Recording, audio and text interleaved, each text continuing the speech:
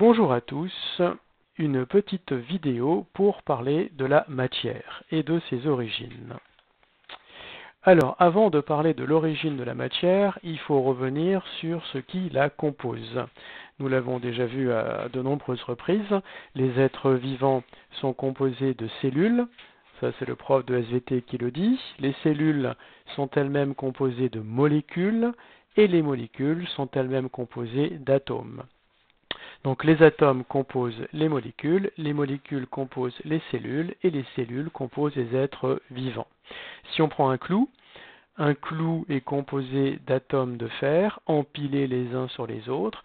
Les atomes de fer sont composés d'un noyau et d'un nuage électronique, et le noyau est lui-même composé de protons et de neutrons.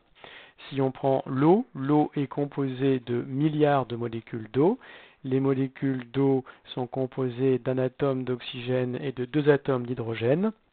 Et l'atome d'oxygène est lui-même composé d'un noyau et d'un nuage électronique. Dans ces représentations de l'atome, rien n'est à l'échelle. Souvenez-vous que le noyau est 10 000 à 100 000 fois plus petit que le nuage électronique. Donc souvenez-vous aussi qu'on associe un symbole à chaque atome, et que les symboles de ces atomes sont rangés dans un tableau qu'on appelle la classification périodique des éléments. Et bien sûr, les atomes sont représentés par des modèles. Dans les modèles, par exemple, l'atome d'hydrogène est en blanc. Dans ces modèles, les couleurs ne sont pas réelles. Par contre, les tailles des atomes sont respectées les unes par rapport aux autres.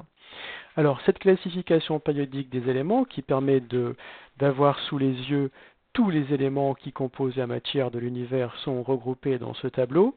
Ce merveilleux tableau, qui est une très belle invention, a été élaboré par un chimiste russe, Mendeleïev, au XIXe siècle, et voici son tout premier jet. Vous avez ici sous les yeux le tout premier tableau de Mendeleïev.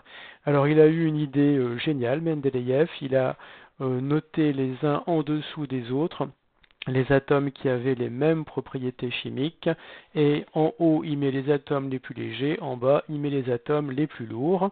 Alors bien sûr là c'est pas très visible.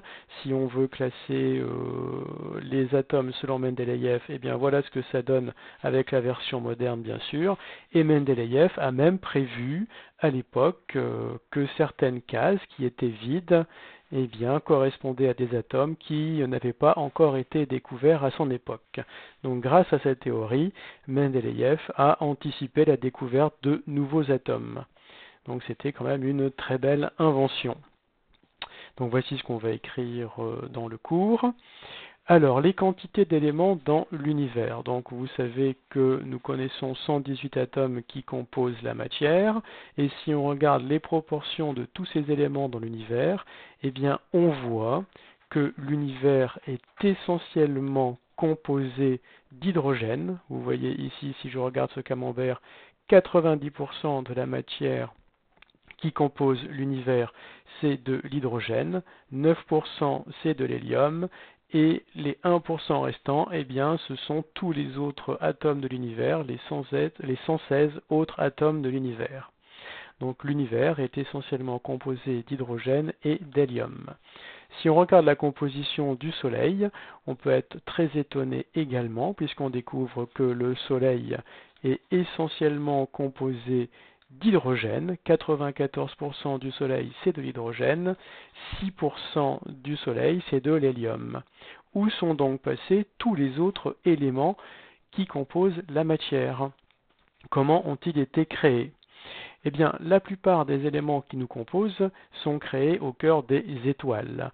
Une étoile, c'est un réacteur thermonucléaire qui transforme par exemple de l'hydrogène. Donc vous voyez ici tout en haut, nous avons des noyaux d'hydrogène composés d'un seul proton.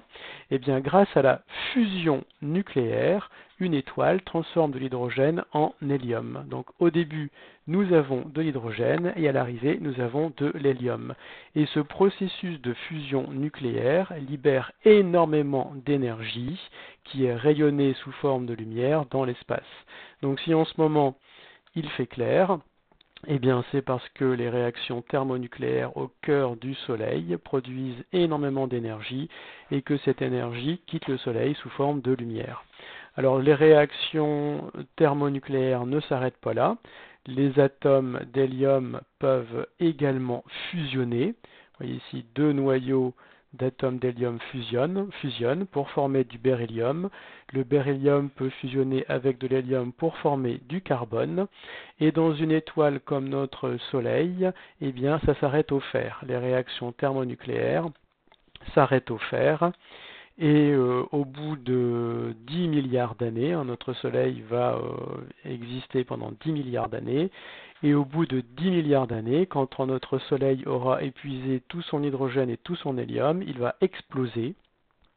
Il va libérer dans l'espace toute la matière qu'il a fabriquée. Donc ici, vous avez une image réelle prise par le télescope spatial Hubble. C'est le résultat de l'explosion d'une étoile. Et cette étoile, quand elle explose, elle libère dans l'univers toute la matière qu'elle a produite. Et cette matière sera utilisée pour fabriquer un nouveau système solaire.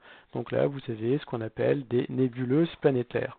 Et donc toute la matière qui nous compose est née au cœur des étoiles. Nous sommes les enfants des étoiles. Et si vous regardez ici la composition de la croûte terrestre, eh bien vous remarquez que la Terre n'est pas composée comme le reste de l'univers ou comme le Soleil. Elle est essentiellement composée d'oxygène, de silicium, d'aluminium et puis encore d'autres éléments. Et tous ces éléments, bien sûr, contribuent à fabriquer tout ce qui nous entoure et en particulier notre corps. Voilà, donc toute la matière qui compose la Terre est née au cœur des étoiles. Donc il y a plus de 5 milliards d'années, des étoiles ont fabriqué cette matière, ont explosé, et il y a plus de 5 milliards d'années, toute cette matière qui était sous forme de poussière s'est regroupée dans un nouveau système solaire pour constituer notre étoile, le Soleil et la Terre. Et dans 5 milliards d'années, notre système solaire explosera, libérera sa matière dans l'espace, et la matière que notre Soleil est en train de fabriquer sera utilisée pour fabriquer d'autres systèmes solaires. Donc dans l'univers, tout naît, se développe, meurt, évolue, la matière évolue constamment dans l'univers, rien n'est éternel. Donc ici, un petit texte pour rappeler les proportions des éléments dans l'univers, et bien sûr un petit texte pour rappeler l'origine de la matière.